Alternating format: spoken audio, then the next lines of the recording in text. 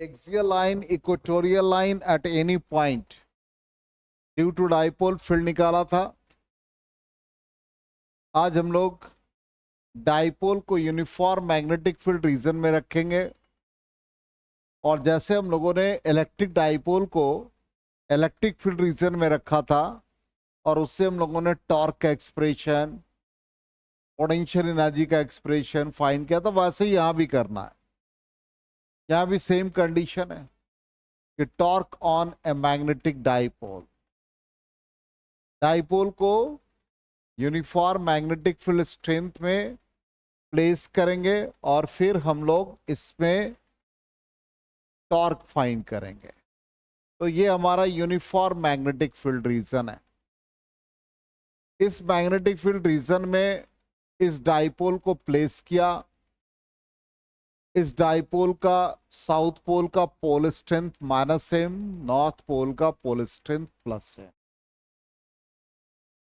अब ये north pole पे मैग्नेट जो फोर्स लगा, pole strength into magnetic field, south pole पे जो फोर्स लगा -m इंटू b। अब इनका हम नेट फोर्स यदि निकाले, सिंपली ध्यान देना, ऐसा सिनेरियो क्यों लिखा है वो समझो पहले। ये हमारा फील्ड रीजन है।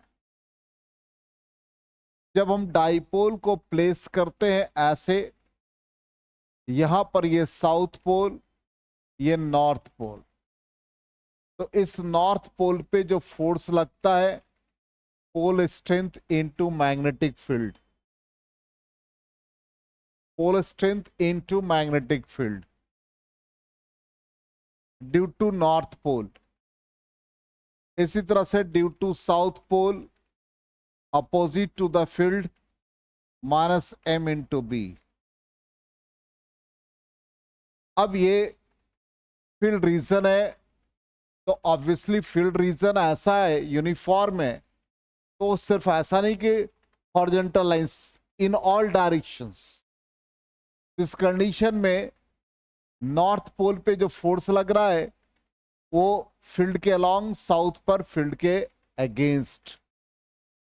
तो हमको ये देखना है कि टोटल फोर्स कितना लग रहा है।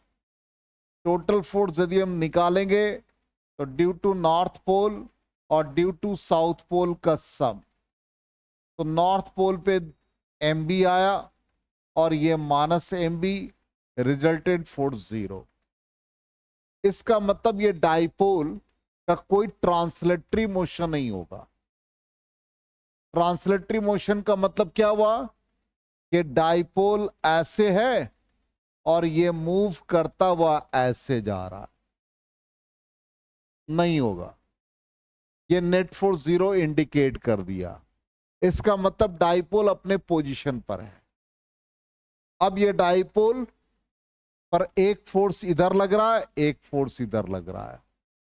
इसका मतलब ये डाइपोल को जब फोर्स लगेगा तो डाइपोल इस पोजीशन पे जब आएगा तो ये वाला जो फोर्स है ये डाइपोल को फील्ड के अलोंग लाएगा और ये वाला जो फोर्स है ये अगेंस्ट।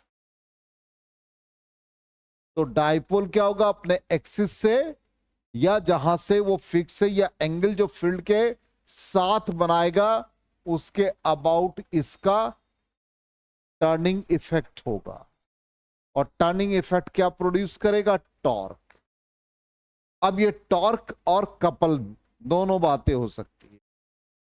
कपल का मतलब होता है दोनों एक्सटर्नली अप्लाइड है, और टॉर्क का मतलब एक एक्सटर्नली अप्लाइड और दूसरा रिएक्शनरी।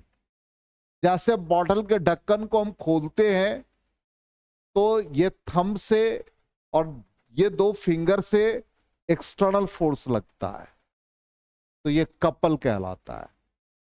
बॉल को हम स्पिन कराते हैं तो वो कपल होता है।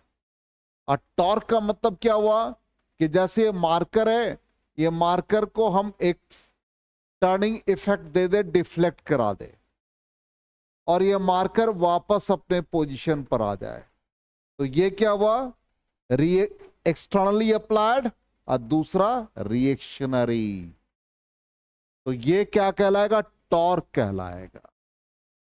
तो यहां पर क्या बना? ये कपल हुआ, लेकिन इस कपल क्या प्रोड्यूस कर रहा है? Turning effect. और इसका मैथमेटिकल कैलकुलेशन जैसे टॉर्क का करते हैं वैसे ही करेंगे। तो टॉर्क का मैथमेटिकल कैलकुलेशन कैसे करते हैं? Force into perpendicular distance. तो ये इंडिकेट कर गया कि there is no translatory motion. इसका मतलब एम बी और माइनस एम बी मिलके इसमें एक टर्निंग इफेक्ट देगा और वो क्या करेगा? टॉर्क प्रोड्यूस करेगा। आगे समझ में? तो ये पार्ट जरूर लिख लीजिए, फिगर ड्रॉ करके ऐसे, ठीक है। और इसका मतलब ये क्रॉस किया, ये क्या इंडिकेट कर रहा है? No translatory motion.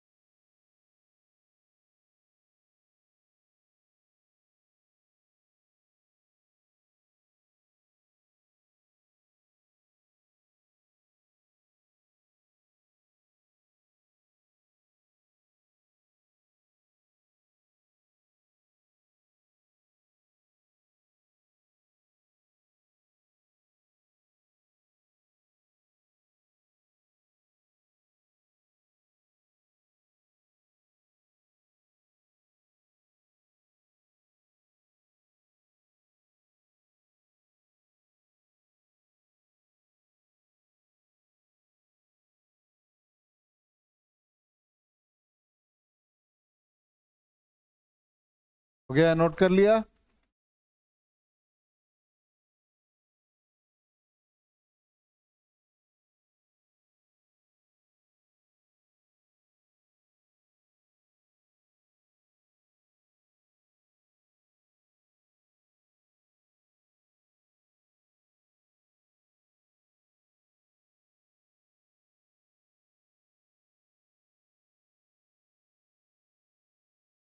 हो गया? इरेज करें।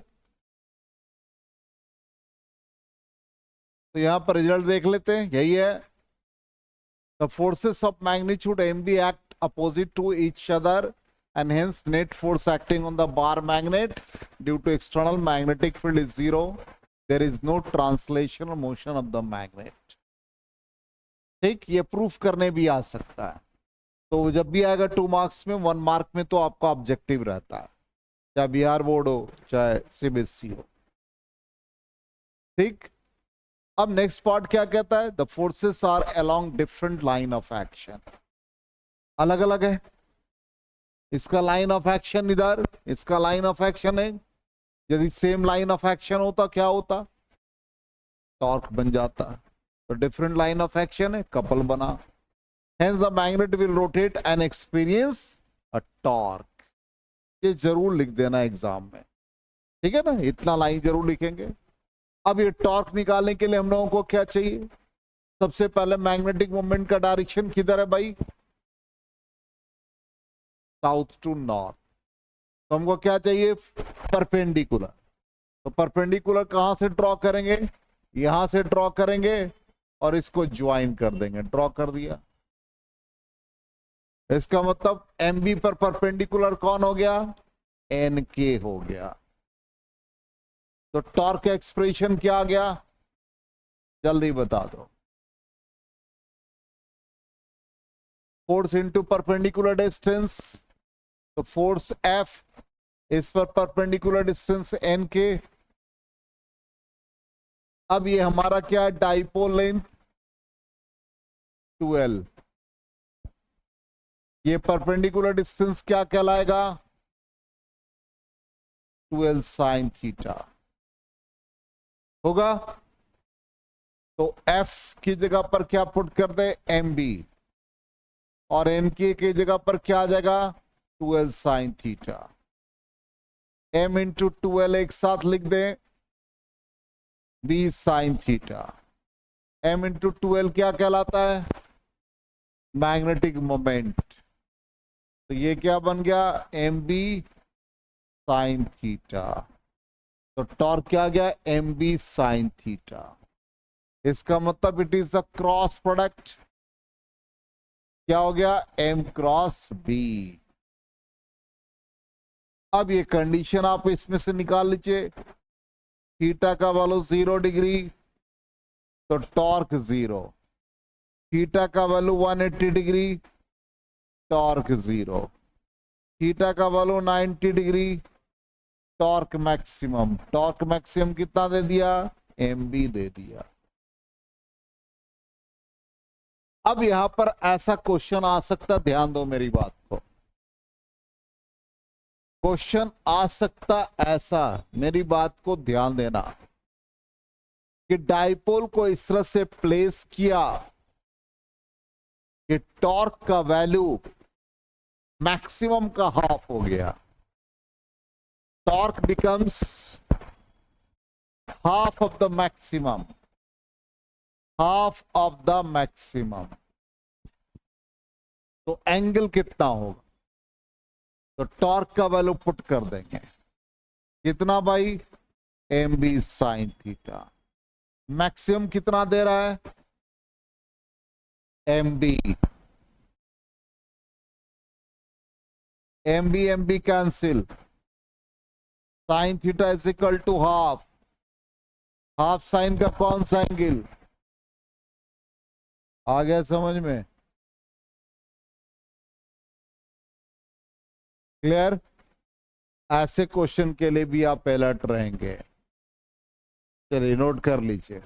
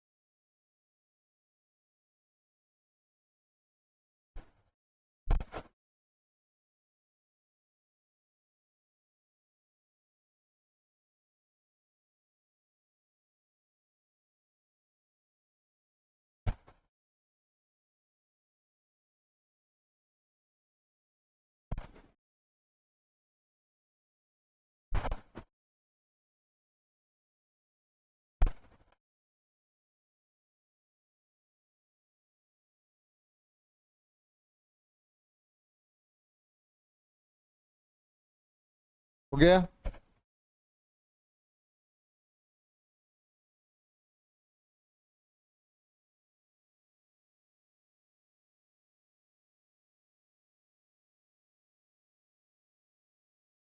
इरेज करें। अब देखो result, force into perpendicular distance, force M B लिया, एन के perpendicular distance M B sine theta, torque is equal to M cross B. अब डायरेक्शन ऑफ टॉर्क है, कहता perpendicular and into the plane containing M and B. Torque का जो direction है वो परपेंडिकुलर है। कैसे टॉर्क का डायरेक्शन निकालेंगे? बता रखा है इलेक्ट्रिक फील्ड वाले ने। ये हमारा X axis negative X, Y negative Y, ये हमारा नेगेटिव सेट और ये पॉजिटिव सेट। डाइपोल मोमेंट का डायरेक्शन, डाइपोल ऐसे मैग्नेटिक डाइपोल, ये डाइपोल का डायरेक्शन किधर है? नेगेटिव जेड की तरफ, मतलब माइनस के का। मैग्नेटिक फील्ड का डायरेक्शन किधर है? आई का। टॉर्क का डायरेक्शन निकालने के लिए फॉर्मूला क्या बना? M cross B. Magnetic moment का direction minus K cap, magnetic field I, K cross आई क्या होता है? जे। तो ये रिजल्ट आ गया -J। इसका मतलब टॉर्क किधर लग गया, निगेटिव y की तरफ आ गया परपेंडिकुलर। इस टॉर्क का डायरेक्शन -y के अलोंग। चलो नोट कर लो, डायरेक्शन ऑफ टॉर्क मतलब आप एग्जाम में यदि ऐसा रहेगा, ऑप्शन दिया रहेगा, तो ये यदि ऐसा लिखा रहेगा एंगल थीटा, तो टॉर्क का डायरेक्शन ऐसे।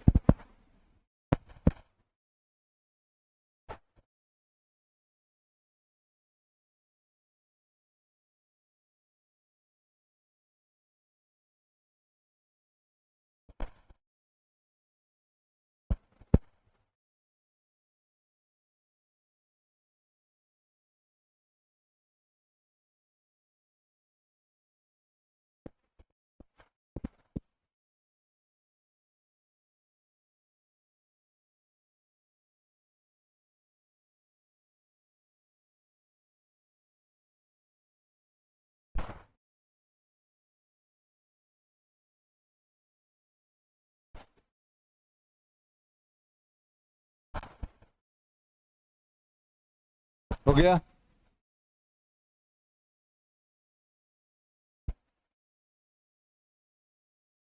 चलिए अब आ जाए work done on a magnetic dipole, जिसको हम लोग पोटेंशियल एनर्जी के फॉर्म में भी निकालेंगे। इसका मतलब यहां पर डाइपोल यदि मैग्नेटिक फील्ड के साथ एंगल थीटा बना रहा है, तो इनिशियली डाइपोल को हम रोटेट कर रहे through an angle D theta. तो उस कंडीशन में इसमें एक एंगुलर ट्विस्ट डी थीटा हुआ, तो amount of work can be written as amount of work is equal to torque into angular displacement. यदि लीनियरली आपको याद है और एंगुलर फॉर्म याद नहीं है, तो आप ऐसे ऑलरेडी लीनियर फॉर्म में लिखे फोर्स इनटू डिस्टेंस। फोर्स को यहां पर रिप्लेस करता टॉर्क और लीनियर डिस्प्लेसमेंट को एंगुलर डिस्प्लेसमेंट, तो यहां पर अमाउंट ऑफ वर्क ऐसे ही लिखा जाता है। टॉर्क ऑलरेडी आप फाइंड कर चुके हैं, P sin थीटा।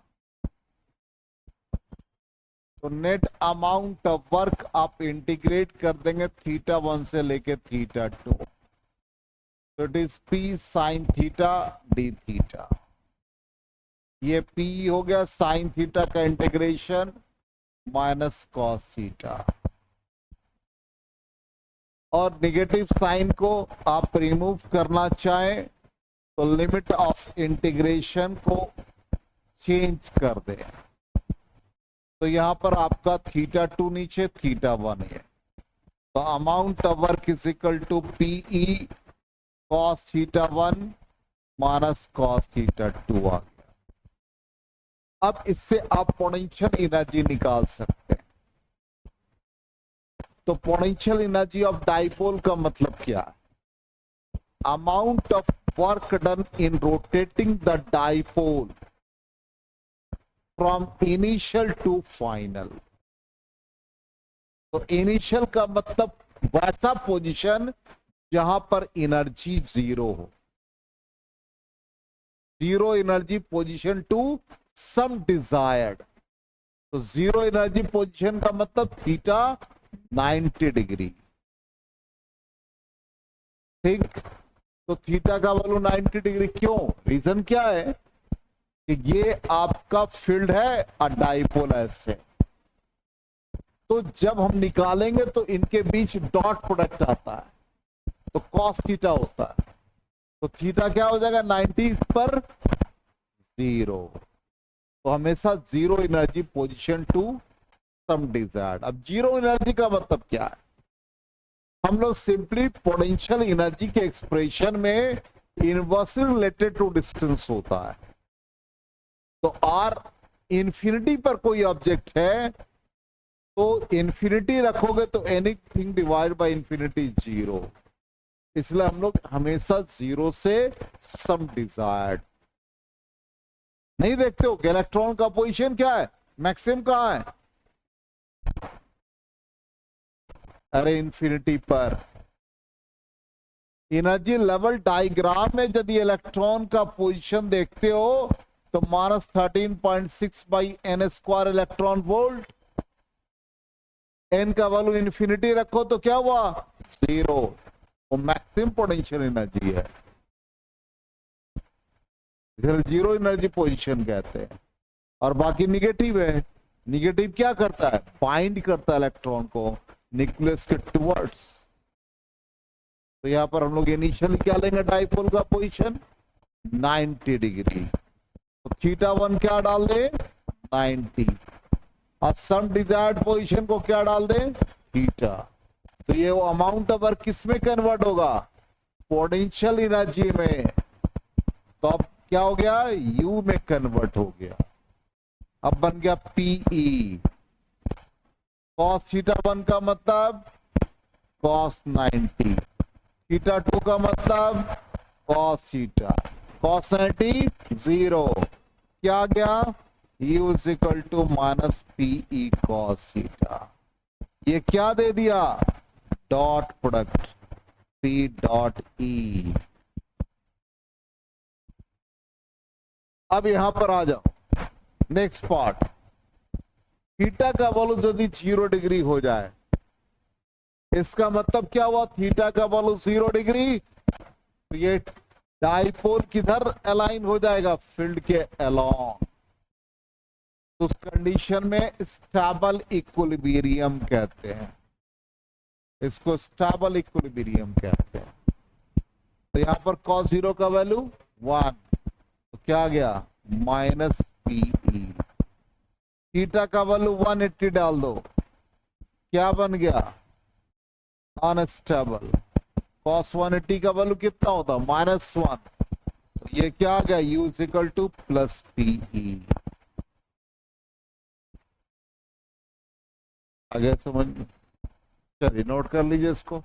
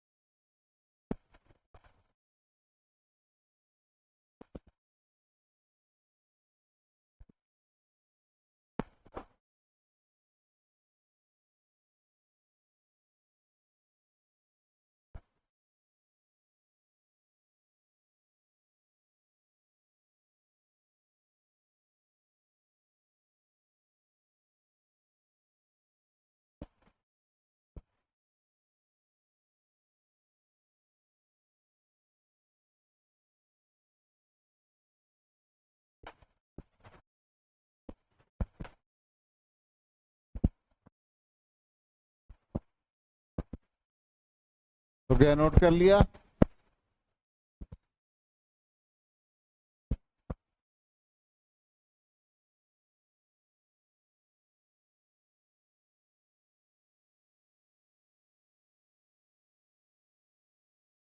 चलो इरेज करें।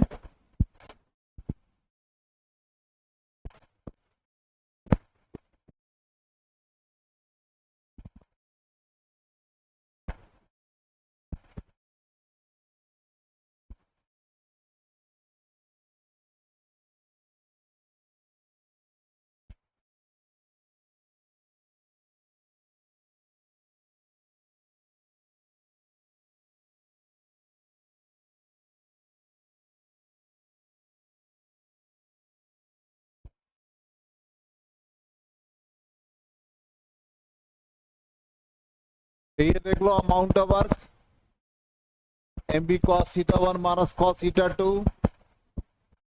लिखा है। Potential energy is arbitrary taken 0 when the dipole is at 90 degree.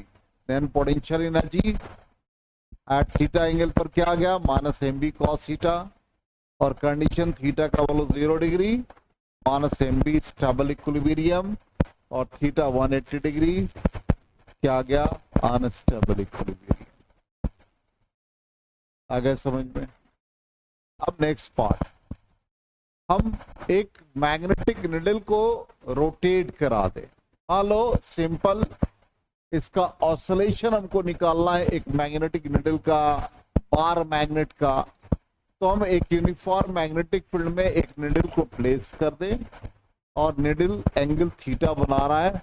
इसका टाइम पीरियड आता है 2 pi under root I by M B.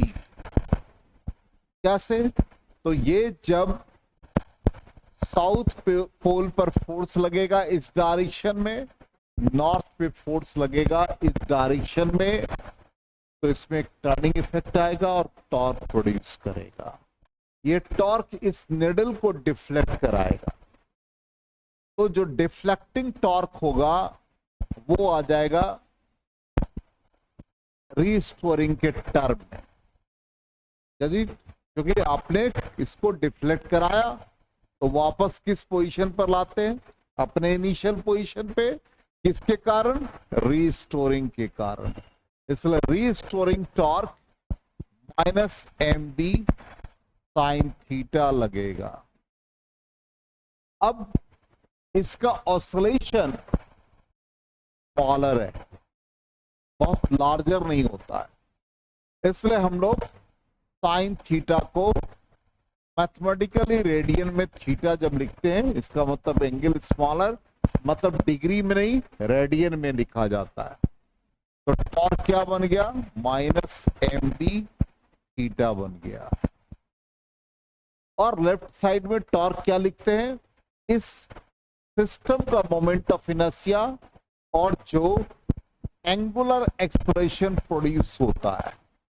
Angular acceleration होता है rate of change of angular velocity, और एंगुलर वेलोसिटी को लिखते हैं rate of change of angular displacement. तो ये लिखा जाता है D square theta by D T square. अब ये एंगुलर डिस्प्लेसमेंट का केस है, इसलिए इसमें एंगुलर एसएचएम होगा। एंगुलर एसएचएम का टाइम पीरियड निकालने का तरीका, जो भी आपका स्टैंडर्ड इक्वेशन है, D square theta by D T square is equal to minus omega square theta के फॉर्म में आना चाहिए। ये एंगुलर एसएचएम का स्टैंडर्ड इक्वेशन है। और यदि लीनियर एसएचएम होता तो ये D square X by D T square is equal to minus omega square X. It is linear SHM. अब ये एंगुलर एसएचएम का केस है, तो इसका मतलब इस फॉर्म में होगा तभी आप टाइम पीरियड निकाल सकते हैं। अब यहां से टॉर्क का value I alpha minus M B theta,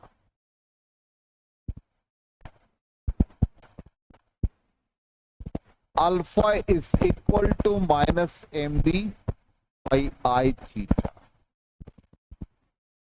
alpha को लिखते हैं हम लोग D square theta by D T square minus M B by I theta.